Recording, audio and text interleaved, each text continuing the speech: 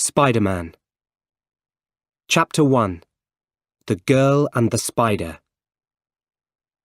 Peter Parker lived next door to Mary Jane Watson, MJ. They went to the same school. Peter liked MJ a lot, but he never told her. She already had a boyfriend. His name was Flash. He was good-looking, and he was the school's top football player. One day, their class went to the Columbia Genetic Research Institute. Peter was late. He ran behind the bus. Then at last it stopped.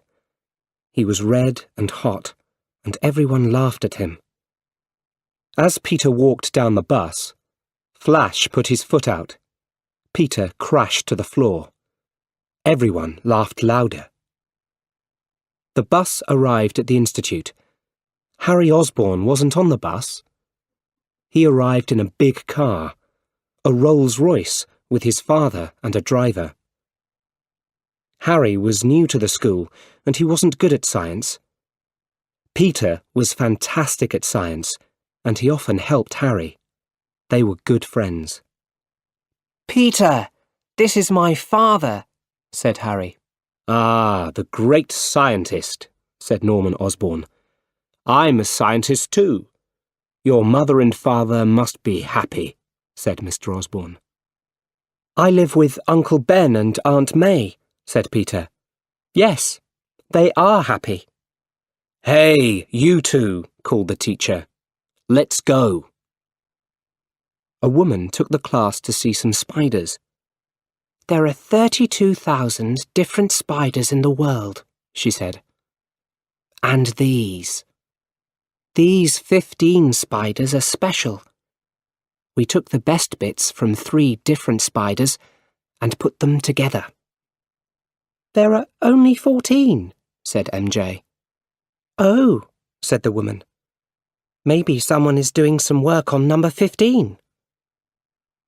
Peter took some photos of MJ with the spiders for the school newspaper. "Ow! What was that?" he thought.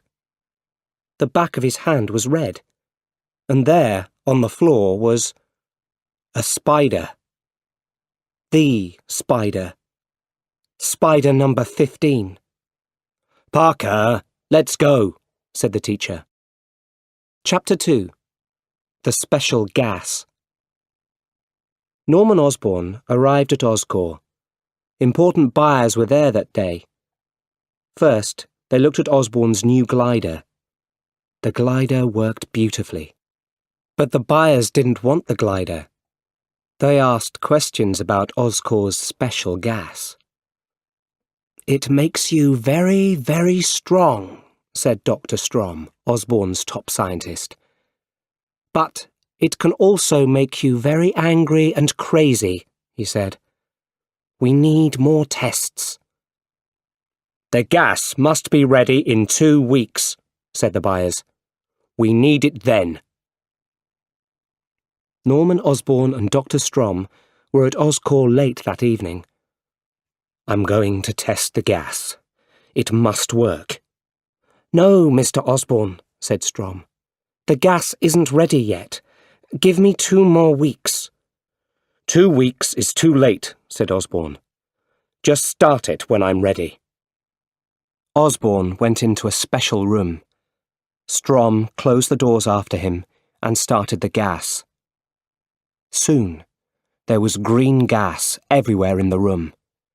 Osborn tried to shout. Strom stopped the gas, but it was too late. Osborn was dead. Strom ran into the room. Suddenly, Osborn's eyes opened. He was a different man now. His body was very strong, and he was very angry. He took Strom in his hands. In seconds, Strom was dead. Peter had a terrible night. When he woke up, he thought, "Am I dead?" Slowly, he started to move. "No," he said. "I feel fantastic." His body was beautiful and very strong. He looked across the room. I can see much better too. This was a new Peter Parker. Later that day, Peter was in the lunchroom at school. MJ sat with Flash a few tables behind Peter. My hands feel different, Peter thought. He looked closer at his right hand. Suddenly, a line of spider webbing shot from his hand across the room. It shot onto some food on the next table. Peter watched the food fly across the room. It hit Flash. He turned and saw Peter. Parker! Peter ran out of the lunchroom, but Flash followed him. Peter turned. Flash tried to hit him, but Peter moved too quickly. Flash tried again and again to hit Peter. Then Peter hit Flash, and he hit him right across the room. Peter ran out of the school. He went down a street between two tall buildings. He wanted to test his new body. He went up a wall. He went higher and higher. At the top, he looked down at the road with its little cars. Then he ran and jumped from building to building. Woohoo! He shouted. He stopped on one building. Now, he thought, I'm going to try this spider webbing. He put his hands in front of him and looked at the building opposite. At first, nothing happened. Then long lines of strong webbing shot from his hands. He took a line of the webbing and jumped. Woohoo! Now I can fly! Peter came home late that night. He heard shouts from MJ's house. He went into the garden. MJ's back door opened. MJ walked into her garden and saw Peter. Did you hear that? She asked.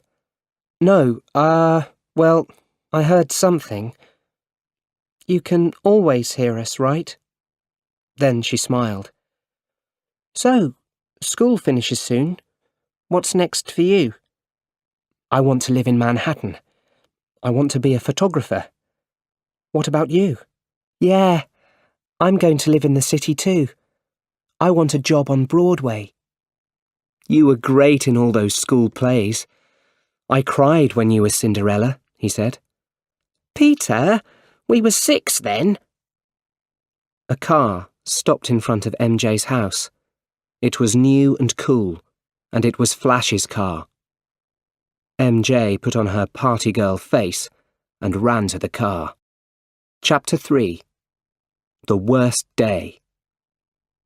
Peter thought a lot about MJ and about Flash's car. He wanted a cool car too. The next evening, Peter ran to the front door. He had some things in a bag. I'm going into town. I want to finish some schoolwork, he called. Wait, said Uncle Ben. Let's go in the car. Uncle Ben stopped the car. Thanks for the ride, smiled Peter. Let's talk, said Uncle Ben. I haven't got time right now. That fight you had at school, with Flash. I didn't start the fight, said Peter. I know, said Uncle Ben, but this is an important time. You're changing into a man. Be careful, Peter. With great power comes great responsibility. Peter was angry. He opened the car door. I know I'm not your father, said Uncle Ben. No, you're not, shouted Peter. Uncle Ben went quiet. See you here at 10 o'clock, he said. Sadly, Peter watched Uncle Ben's car drive away. Peter walked across the street to an old building. He went in and walked into a big room. There were many people there. They watched a fight with 2 men. One of the men was very big and ugly. His name was Bonesaw McGraw. He jumped on top of the other man, and the fight was over. A few crazy people wanted to fight Bonesaw for money. Peter wanted to fight him too. He needed the money. He took a costume and mask out of his bag. $3,000 for 3 minutes with Bonesaw, a man shouted. Let's hear a big shout for our next fighter. The man looked at Peter's costume, red and blue with spider webs. For Spider-Man! Everyone looked at Peter and laughed. Bonesaw had crazy eyes and a terrible smile. He was big and very strong. The fight started. When Bonesaw tried to hit Peter, Peter jumped right over him. Then Bonesaw hit Peter with a chair and Peter hit the floor. Then Peter jumped up and hit Bonesaw. He knocked him out. Everybody shouted and laughed. They loved it. After the fight, Peter went for his money.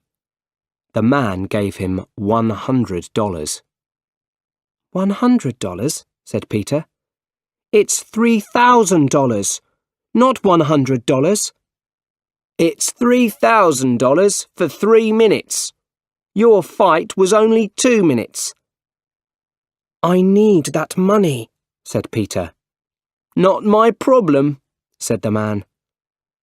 Peter walked away angrily. Then there was a shout behind him. Hey! Stop that man! He's got my money! A man with white hair ran to a door and out of the building. Why didn't you stop him? The man asked Peter. Not my problem, said Peter. A few minutes later, Peter was in the street. Some people were around the body of a man. Peter walked through the people. He saw Uncle Ben on the road. What happened? asked Peter. It's my Uncle Ben. Someone shot this old man and took his car, said a woman. Peter looked at the body. Uncle Ben, he cried. Uncle Ben! Uncle Ben opened his eyes. Very quietly he said, Peter. And then he died. We can see the car. It's on 5th Avenue, said the police radio. Peter ran between 2 buildings. He put on his costume. He went up one of the buildings. He used his webbing and jumped from building to building. Very soon, he was on 5th Avenue. Then he saw Uncle Ben's car. He jumped on top of it. Smash! He put his hand through the front window. Ah! cried the driver and crashed the car. Peter followed the driver into a dark old building. Peter had the man in his hands. The man turned to the light and Peter saw his face. It was the man from the Bonesaw fight, the man with white hair. It was the worst day of Peter's life. Chapter 4. An Old Life Ends. Life was quiet after Uncle Ben died. Peter and Harry worked hard at school, and soon their last year was over. Everyone's family came to school on the last day. Good news, Peter, Harry said. My dad bought a flat for me in Manhattan, and there's a room for you. That's great, said Peter.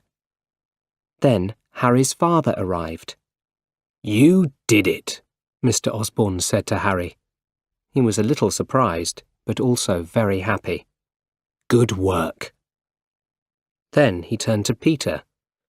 And Peter, the best science student in the school. That's fantastic. Mr. Osborne looked at Peter. Life isn't easy for you right now, he said. Try to enjoy the day. It's the start of something new. Then he smiled. You're almost a brother to Harry. That makes you family. Peter smiled back, but he was frightened. His spider sense, saw something terrible in Mr. Osborne's eyes. Harry saw MJ and Flash. MJ didn't look happy. Flash looked very angry. Then Flash walked away. "It's over for MJ and Flash," thought Harry. "Good." Later that day, Peter sat quietly at home. He thought about Uncle Ben, and he started to cry. Then he remembered Uncle Ben's words. "With great power comes great responsibility." Something in Peter woke up. "I'm strong," he thought, "and I'm a good person. I must help other people. Uncle Ben was right." Chapter 5. A New Life Starts. Spider-Man worked very hard. Every day, terrible things happened in New York. Every day, Spider-Man helped people. Soon, Spider-Man was big news in New York. All the newspapers had stories about him. But who was he? No one knew. A few weeks later, Peter walked alone through the streets of Manhattan. Suddenly, he saw MJ come out of a restaurant. "Hi, MJ," he called. "Hi," she smiled. "What are you doing around here?" "I'm looking for a job," he answered. "What about you?" I'm working on Broadway now," she said. "Hey, that's great, MJ. You're living your dream." But then a man came out of the restaurant. The man was angry with MJ. The day's money wasn't right. $6 wasn't there. MJ shouted back at the man. Then she turned to Peter. "Some dream," she said. "I work here." "There are worse jobs." "Don't tell Harry," she said. "Harry?" "We're going out," she said. "Didn't he tell you?" "Oh, yeah.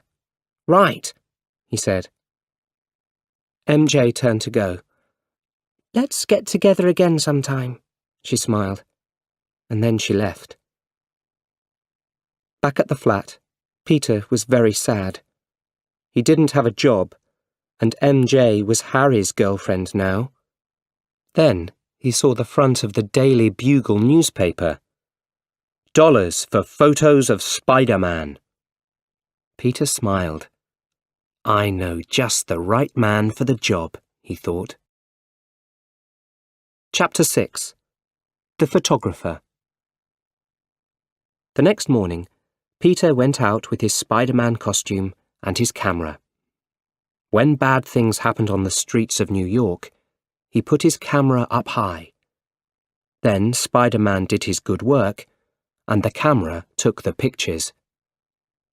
Mr. Jameson looked quickly at Peter's photos. He was the top man at the Daily Bugle newspaper. He loved the pictures, but he didn't say it. "You can have $200, he said. "That's not much," Peter answered. "OK, $300, said Mr. Jameson. "And bring me more." Peter left the newspaper building with $300, and the next day, his photo of Spider-Man was on the front of the paper. Not bad for a morning's work. All the important people at Oscorp sat around a table. Norman Osborn talked about Oscorp's good work. "Quest Aerospace is big, but we are bigger," he said. "That's great news, Norman," said one of the men. "Because of this, we are selling Oscorp." "What?" said Osborn. "Quest Aerospace is giving us a lot of money." "Why didn't you tell me?" "They didn't want a big fight, and they don't want you." "You can't do this to me," said Osborn. "I started Oscorp. I gave everything to Oscorp. That's true, said Fargas, Osborne's number 2. But we all want this. We're selling after the Oscorp World Unity Festival. I'm sorry, Norman. The Oscorp World Unity Festival was a street party in Times Square. Lots of families were there. Peter was there for the Daily Bugle newspaper. Fargas and the other Oscorp people watched from the first floor of a beautiful old building. Peter saw Harry and MJ there too, but not Norman Osborne. Suddenly, Peter's spider sense screamed. He heard something in the sky. Everybody looked up. It was a green goblin on a glider. Oscorp's glider. The people stopped and watched the glider. It was fantastic. The glider moved very fast through Times Square. The Green Rider laughed crazily. He moved close to Fargas, and suddenly the wall of the building exploded. Everyone screamed. Fargas and the other Oscorp people were dead. Peter looked for MJ. She wasn't dead. But she's going to fall, thought Peter. The Green Goblin came up close to MJ and laughed crazily. He had terrible yellow eyes and teeth. But then someone in red and blue crashed into the Green Goblin with his feet. It was Spider-Man. Spider-Man went after the Green Goblin. Then Spider-Man and the Green Goblin started to fight, and the Goblin hit Spider-Man right across the street. MJ screamed, "Help! Help!" Spider-Man heard her and jumped up, but the Green Goblin crashed into him, and they both crashed into a window. The Green Goblin hit Spider-Man. Then Spider-Man jumped down near to MJ. He shot webbing at the Goblin's face. Then he pulled some parts out of the glider. Part of the glider exploded. The Green Goblin took his glider up into the sky. Suddenly, MJ screamed again. Spider-Man jumped down to her. He shot webbing onto a building and pulled her into his arms. He was just in time. He shot more webbing and moved from building to building with MJ in his arms. MJ wasn't frightened. It was so exciting. He left her in a garden on top of a building. "Wait!" she called. "Who are you?" "You know me. I'm Spider-Man." And then he wasn't there. Chapter 7. We Can Work Together. That night, Norman Osborne was alone at home. He read the evening newspaper. There was a story about the Oscorp people. They were all dead. Who did it? He thought. We did it. Who said that? You know, came the answer. Osborne looked around the empty room. Where are you? He cried. I'm right here. He started to understand. It was in his head. It was him. Ha ha ha! Laughed the Green Goblin. This is only the start.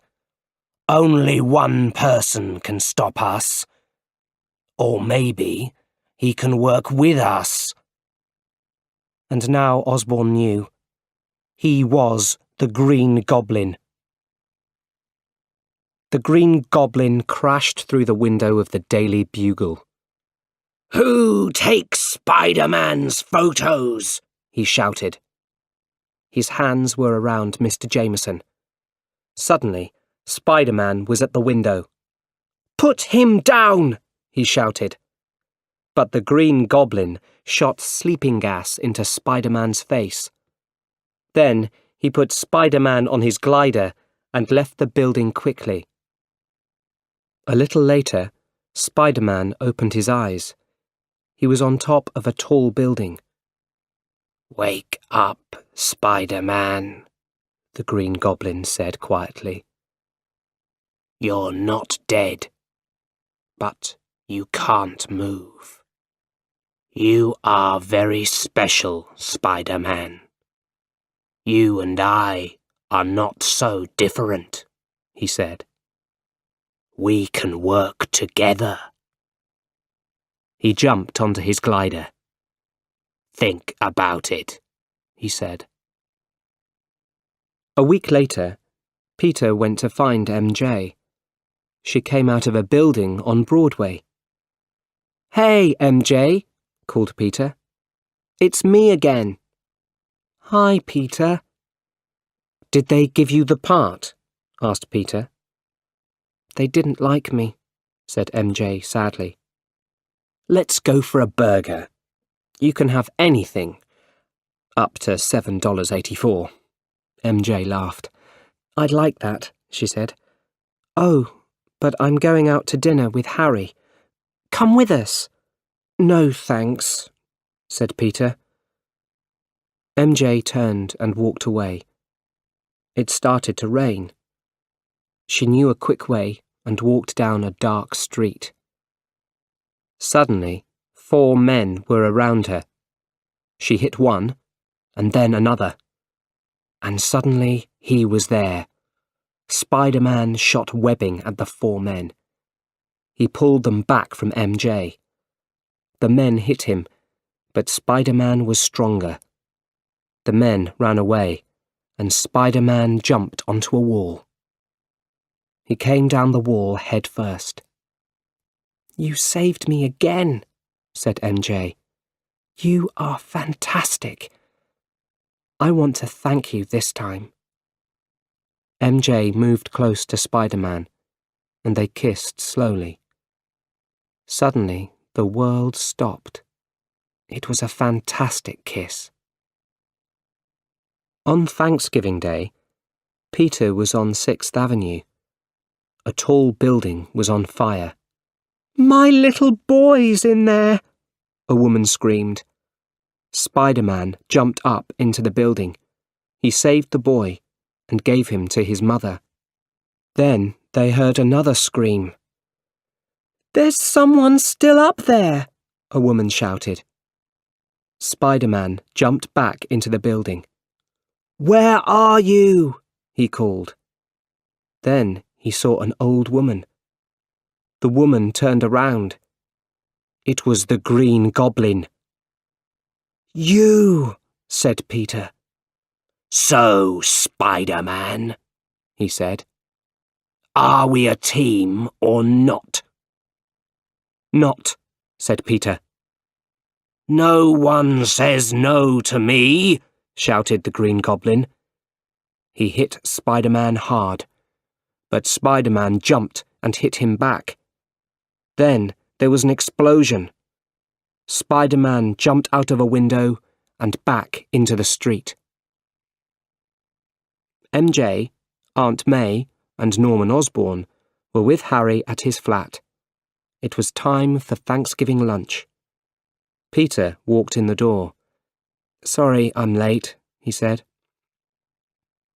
Everyone sat down at the table. Mr. Osborn looked very closely at Peter. Their eyes met for a few seconds. Then Mr. Osborn jumped up from his chair. "I must go," he said quickly. "I'm sorry, everyone." Harry followed his father out of the flat. "What are you doing?" he asked angrily. "What about MJ? She's important to me." "Harry, please. Look at her. Beautiful girls only like rich men for their money. Have fun with MJ, and then forget her." The others heard everything. Mr. Osborn left and Harry came in. "Well, Harry, you didn't say much for me, did you?" said MJ. "Your father said some terrible things." "My father's a great man. You don't know anything about him." MJ walked to the door. "I'm sorry, Aunt May," she said. Then she walked out and closed the door behind. Chapter 8. The Last Fight. Late that night, Aunt May was alone in her bedroom. She looked at a photo of Uncle Ben. Suddenly, the bedroom wall exploded. The Green Goblin was there on his glider. He looked at her with his terrible yellow eyes and laughed crazily. Peter ran to Aunt May's room at the hospital. She wasn't dead. Her face was white, and she cried out, "Those terrible yellow eyes!" "What happened?" shouted Peter. But no one answered. Peter stopped for a second. Then he understood. "He knows," he thought. "The Green Goblin knows Aunt May. He knows Peter Parker is Spider-Man." Peter sat by Aunt May's bed all night. The next day, MJ came to the hospital. "How is she?" she asked Peter. "She's going to be okay," said Peter. "Did you talk to Harry?" "No, I didn't. The thing is, I'm in love with, don't laugh, Spider-Man." In her bed, Aunt May opened her eyes and listened. "Oh, him," said Peter. "Well, he is very cool. I know him a bit. I take photos of him." "Does he talk about me?" "Yeah, I talked to him about you. Once I said, 'You know, Spider-Man, the great thing about MJ is you look into her eyes and you feel stronger, excited, but frightened at the same time.'" "You said that?" MJ smiled and took Peter's hand. Aunt May heard everything, and she smiled too. The door opened quietly, and Harry came into the room. MJ pulled her hand away, but it was too late. They all knew. Harry went to his father's home. "You were right about MJ," he said to his father. "You're right about everything. She's in love with Peter." "Parker," his father said quietly. "And how does he feel about her?" "Peter was in love with MJ when he was 6, and he still loves her." Mr. Osborne smiled. Then he looked at Harry sadly. "I'm so sorry. I wasn't always there for you, but now things are going to be different." "I'm going to make things right," he said, and took Harry in his arms. Back at the hospital, Aunt May looked at Peter. Peter smiled back. "A smile," said Aunt May. "And you smiled at MJ earlier today too. You love MJ, Peter. Please tell her. Everyone knows you love her." But suddenly, Peter thought of the Green Goblin. "Just a second, Aunt May," he said, and he left the room. He called MJ's number, but she didn't answer. "MJ?" he shouted. "Are you there?" Then he heard a crazy laugh at the other end of the phone. "Can Spider-Man come out to play?" It was the Green Goblin.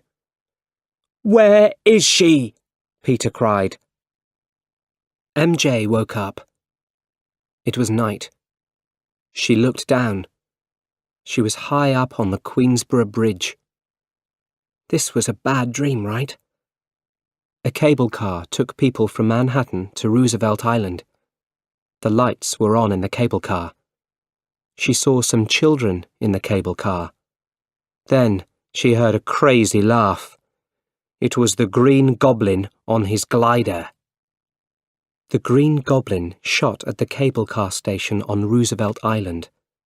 The station exploded, and the cable car stopped over the water. Seconds later, Spider-Man was there. Suddenly, there was a terrible sound. The cable is breaking, thought Spider-Man. The cable car started to fall. I can't save them. There isn't time. Then the Green Goblin took the cable in his hand and saved the children. With the cable in his right hand, he glided up to MJ. He took her in his left arm and shouted, "Spider-Man, who is going to die? The woman you love or the little children? You choose." And then the Green Goblin opened both his hands. In a second, Spider-Man jumped down and took MJ in his arms. Then he took the cable in his other hand. He shot webbing at Queensborough Bridge and stopped the fall of the cable car. Spider-Man said to MJ, "Go down the cable to the cable car." "I can't." "Yes, you can, MJ."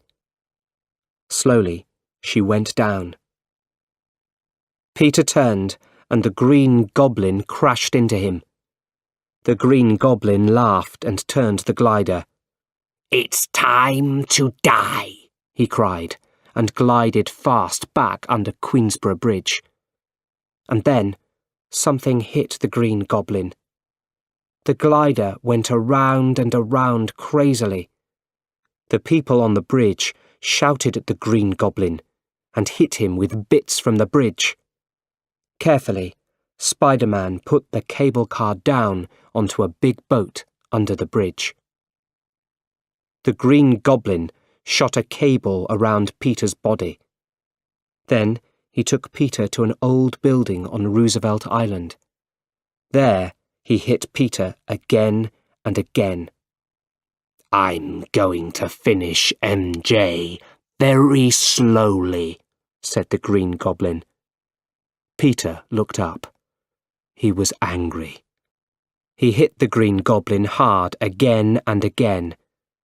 He shot webbing at a wall and pulled. It crashed down on the Green Goblin. At last, the fight was over. "Peter, stop!" the Green Goblin cried. "It's me." He pulled off his mask. The tired face of Norman Osborn looked at Spider-Man. "Mr. Osborn," said Peter. "Peter, those Oscorp people are dead because of you." "No, that was the Green Goblin, not me. You can save me, Peter. I'm like a father to you. Give me your hand." "I had a father. His name was Ben Parker." Peter's spider sense was working well. "I can feel the glider behind me," he thought. Suddenly, he jumped up high. The glider moved very fast. It glided right through Norman Osborn's body. "Peter," said Mr. Osborn before he died, "don't tell Harry."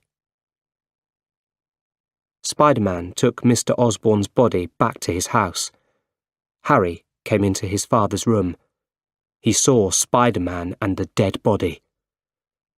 "What did you do?" he shouted. But Spider-Man left quickly through the window. Chapter 9. MJ's Surprise. Harry was very sad and alone. Aunt May, MJ and Peter were there. Everyone was in black. "I'm so sorry, Harry," said Peter. "It's difficult without a father, I know." "It was Spider-Man," said Harry. "My father is dead, and Spider-Man must pay." Harry looked at Peter sadly. "You're the only family I have now." A little later, MJ and Peter talked together under some trees. "Peter," said MJ, "I almost died on that bridge. But I thought about someone, and it wasn't Spider-Man. It was you, Peter. Peter smiled. Really? The thing is, I love you, Peter. I love you so much. She put her arms around him and they kissed. Peter's love for MJ was strong, but it wasn't easy for Peter. He pulled away from her. "There are things I can't tell you," he said. "But I'm always going to be there for you, MJ. I will always be your friend." MJ's eyes opened in surprise. "Only your friend?" "That's all I have," answered Peter. And he walked away.